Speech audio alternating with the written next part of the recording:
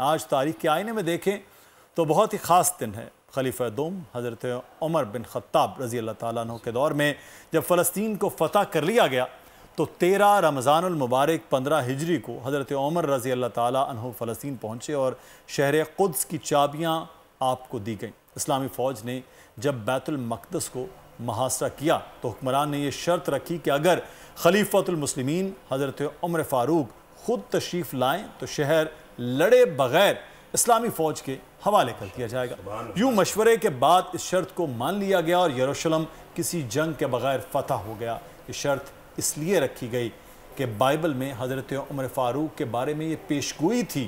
کہ بیت المقدس ان کے ہاتھوں فتح ہوگا۔ اور آج اسی حوالے سے ہم بات کرنے جا رہے ہیں۔ اسلامی اسکالر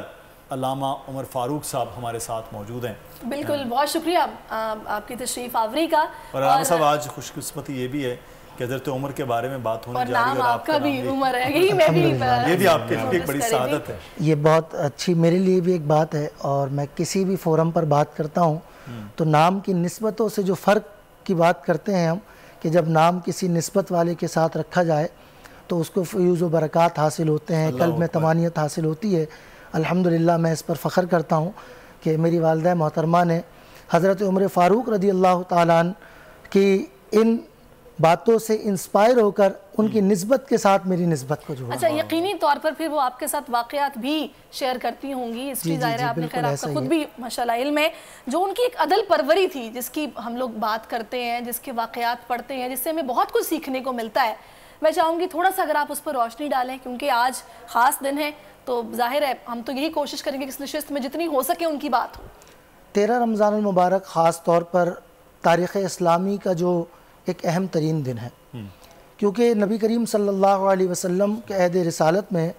آپ علیہ السلام نے بشارتیں تو پہلے ہی عطا کر دی تھیں، اور کہ جب خلیفۃ المسلمین حضرت سیدنا فاروق اعظم رضی اللہ تعالیٰ عنہ جب یہ بیت المقدس کی سرزمین پر پہنچے تو وہاں ایسا نہیں ہوا کہ قتل و غارت گری ہو گئی، اور جو آپ کے عدل و انصاف کا ایک بول بالا تھا اس کی ایک واضح مثال بھی اس تاریخ کے آئینے میں ہمیں ملتی ہے کہ حضرت فاروق اعظم رضی اللہ تعالیٰ عنہ نے باقاعدہ طور پر بیت المقدس فتح ہونے کے بعد بھی ایسا نہیں ہے کہ ویسے انسانی تاریخ تو یہ بتاتی ہے کہ جب کوئی شہر فتح ہوتا ہے تو فاتح اپنی فتح کا جشن مناتا ہے اور طاقت کا اظہار کرتا ہے، اور وہ شہر برباد ہوتے ہیں، شہر والوں کے لیکن وہاں انبار ہوتے ہیں۔ اگر آپ دیکھیں حضرت عمر فاروق رضی اللہ تعالیٰ عنہ کی سیرت کے پہلوؤں کو تو وہاں پر بھی باقاعدہ طور پر امن و سلامتی کا انہوں نے ایک وہ عہد و پیما تاریخ کے آئینے میں لکھا جسے آج بھی سنہری حروف میں ایک فاتح کی حیثیت سے دیکھا جاتا ہے۔ اور یہی ایک اسلام کا حسن ہے کہ جب بشارت کے طور پر حضرت عمر فاروق رضی اللہ تعالیٰ عنہ، کیونکہ اس وقت کا وہاں جو حکمران تھا وہ اس بات کو جان چکا تھا کہ یہ ایسے شخص کے ہاتھوں یہ بیت المقدس فتح ہوگا جس کا نام 3 حرفی ہوگا۔ اچھا، جب یہ نام اس کے پاس پیش کیا گیا خلیفہ کے طور پر تو وہ یہ جان کر اپنی کتاب مقدس کتاب کی اس روشنی میں سمجھ گیا کہ اب ہماری لڑائی، ہمارا اسلحہ، ہماری طاقت، ہماری حکمت کام نہیں آئے گی، کیونکہ اللہ نے اس فیصلے کو ازل میں لکھ دیا ہے اور وہ ہو کر ہی رہے گا۔ یعنی یہ شہر حضرت عمر فاروق رضی اللہ تعالیٰ عنہ کے ہاتھوں سے فتح ہو کر رہے گا، تو اس نے پیشکش کی کہ اس خلیفہ کو یہاں بلایا جائے تو ہم بغیر لڑے اس شہر کو ان کے حوالے کر دیں گے۔ یہ وہ خوبصورت بات ہے جس کے بعد ہمیں پتہ چلتا ہے خلیفۃ المسلمین امیر المومنین حضرت عمر فاروق رضی اللہ تعالیٰ عنہ اپنے لشکر کے ساتھ مدینہ طیبہ سے، جو کہ سلطنت اسلامیہ کا دارالخلافہ ہے، یہاں پر خلیفۃ المسلمین جو بعد میں بنے حضرت علی کرم اللہ وجہ الکریم، ان کو اپنی نیابت میں چھوڑ کر یہاں بیت المقدس حاضر ہوئے، اور اس کے بعد اسلام نے وہ سنہری حروف، سنہری دور دیکھا کہ وہاں پر اس جگہ پر خلیفۃ المسلمین نے سجدہ کیا اور اسلام کے جھنڈے کو بلند کیا کہ جہاں آج ہم جہاں کے حالات سن رہے ہیں اور ہمارا دل جو ہے وہ سو آنسو رو رہا ہے۔ میرا خیال ہے سب سے لمبا دور بھی انہی کا تھا، اور اسی میں اسلام کی ایکسپینشن بھی بہت زیادہ اسی دور میں ہوئی۔ پھر ظاہر ہے اس میں لا اینڈ آرڈر کی سچویشن کو مینٹین کرنا، معیشت کے معاملات دیکھنا، یہ سارا کچھ ظاہر ہے فتوحات بھی زیادہ انہی کے دور میں ہم لوگوں کو حضور علیہ السلام نے جو ایک فلاحی ریاست اور ایک باقاعدہ طور پر ریاست مدینہ کا ایک جو مینیفیسٹو دیا تھا، اس کی باقاعدہ طور پر آپ دیکھیں تو حضرت سیدنا صدیق اکبر کے دور میں وہ ساری کی ساری چیزیں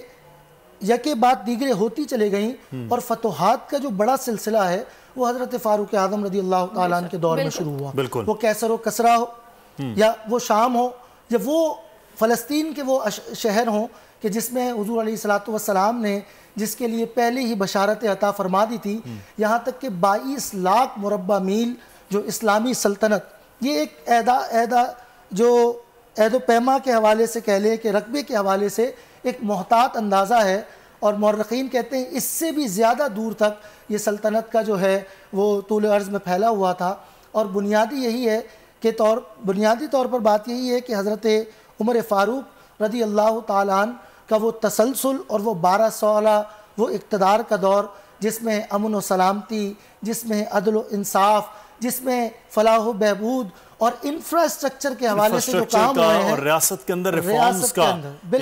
ریفارمز کا اداروں کے بنائے جانے کا، وہ آج تک نظام جو ہے وہ قائم و دائم ہوتا ہے۔ آپ کی گفتگو سے مجھے مائیکل ہارٹ کی بک وہ یاد آتی جس میں نبی کریم صلی اللہ علیہ وسلم کو سب سے پہلے انہوں نے رکھا، اس میں بھی حضرت عمر فاروق کو ایک حکمران کے طور پر کہ کس طرح سے ایک ریفارمز کرنے والا حکمران اس مسلمانوں کے خلیفہ کے طور پر سامنے آیا اور کیا کیا چیزیں انہوں نے کی۔ تو مجھے وہ آپ کی باتیں، ایک طرف تو ہم ان کے بطور امیر المومنین عزت احترام جو یقینی طور پر ہمارے ماں باپ قربان وہ کرتے ہیں، لیکن بحیثیت حکمران جو ان کے کام تھے اور جس طرح سے چیزوں کو سلطنت کو چلانے کا، وہ بھی ایک مثالی ہے علامہ صاحب۔ ایک شخصیت میں کچھ اوصاف ایسے ہوتے ہیں جن کے مختلف پہلوؤں کا جب ہم اس پر نظر کرتے ہیں تو بہت ساری کیفیات جھلکتی ہیں۔ حضرت عمر فاروق رضی اللہ تعالیٰ عنہ کی وہ شخصیت ہے کہ آپ نے صرف زمین کو فتح نہیں کیا بلکہ لوگوں کے دلوں کو بھی فتح کیا۔ یہ ایک بہت اہم ترین بات ہے کہ آپ اگر اس پہلو میں دیکھیں تو آج ہماری یہ خواہش ہوتی ہے کہ جگہ زیادہ ہو جائے، ایریا بڑھ جائے، یہ بھی فتح ہو جائے، یہ بھلے نقصان ہوتا ہو۔ اصل میں اس کے پیچھے سرکار علیہ السلام کی وہ تربیت اور وہ ریاست، اور وہ خواہش بھی کہ یا اللہ میرے بعد مجھے عمر عطا کر، یا تو وہ عمر عطا کیا گیا نا اللہ تعالیٰ۔ دین کے جو ہے وہ دین کی سربلندی حضرت عمر فاروق رضی اللہ تعالیٰ عنہ کے ذریعے سے وہ اس طرح ہوئی کہ آپ دیکھیں گے جتنی بڑی بڑی اس وقت کی ریاستیں تھیں، سپر پاور تھی، انہوں نے ایک ماڈل ریاست کے طور پر ایک اسلامی ریاست کا اگر کہیں پیغام دیکھنا ہے اور اس کے اندر قوانین کا اجرا، ایک ہوتا ہے نظام بنانا، جیسے ہمارے پاکستان میں بہت ساری چیزوں کا نظام موجود ہے، لیکن اس پر اجرا جو ہے قوانین کا، یہ اس کے اندر ہماری ناکامی نظر آتی ہے۔ میں چاہوں گی تھوڑا سا اگر علامہ صاحب آپ تھوڑا سا تقابل کریں کہ ظاہر ہے کہ وہی ہستیاں ہیں کہ جن سے ہمیں بہت کچھ سیکھنے کو ملتا ہے، جن کی ظاہر ہے نقش قدم پر ہمیں چلنا بھی ہے، جو تعلیمات ہیں۔ آج کا حکمران کیا ویسے عمل کر رہا ہے، یا پھر کیا ہم اسلام سے دور ہو گئے ہیں، یا ہم سمجھنا نہیں چاہتے؟ جو مسائل اب ہیں ظاہر ہے یہ ہمارے پیدا کیے ہوئے ہیں، ہم لوگوں میں وہ احساس، وہ ذمہ داری اب وہ نہیں نظر آتی جو ہونی چاہیے تھی۔ بنیادی طور پر اگر حکمران کی حیثیت سے اگر ہم حضرت عمر فاروق رضی اللہ عنہ کی سیرت کو دیکھیں تو واضح طور پر جو حکمران ایک بہترین حکمران کے اوصاف ہیں وہ آپ میں نظر آتے ہیں، اور اس میں بنیادی چیز یہی ہے کہ عدل و انصاف اور بنیادی چیزوں کی فراہمی، یعنی ریاست کے اندر جب بنیادی حقوق پامال ہونا شروع ہوتے ہیں تو وہیں سے محرومیاں پیدا ہونا شروع ہو جاتی ہیں۔ ریاست کے اندر کسی شخص کی عزت و جان و مال کا تحفظ،